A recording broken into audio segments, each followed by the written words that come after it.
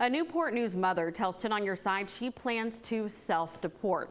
The family fled to the U.S. about a decade ago and has valid work permits, but the mother's asylum case was denied last year, and ICE detained her and her husband recently just outside of Suffolk. Well, today, she describes that terrifying experience to our Karina Garcia. Yo llegué en el 2015.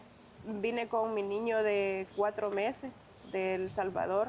An hour before walking into this federal ICE building in downtown Norfolk, Cecilia sitting down with 10 on Your Side. The Newport News mother says she plans to self-deport herself and her now 11-year-old son back to El Salvador. Cecilia explains she came to the U.S. seeking asylum after gangs in El Salvador allegedly threatened the safety of her husband and son.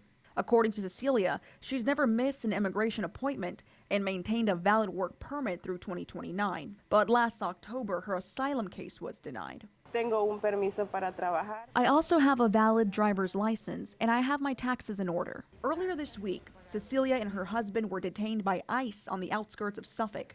She alleges 3 agents handled her roughly during the arrest and describes the conditions as humiliating inside the Caroline detention facility, a center right outside of Richmond. The people in the detention center go without eating, and the agents position themselves in front of the window and eat their food in mockery. She alleges detainees weren't allowed blankets, but ICE agents allowing her to make a single phone call to her son's school.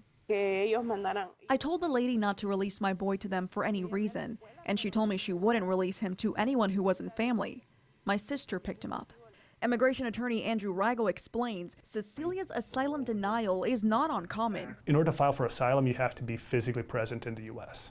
So you can't file from overseas or anything else of the sort. According to Cecilia, agents told her son's pending asylum case could have a better chance if he waited from El Salvador. But they're not telling you that when you're leaving, you're getting a 10-year bar. They're not coming back. In the middle of our interview with Cecilia, a phone call from her husband still inside ICE detention.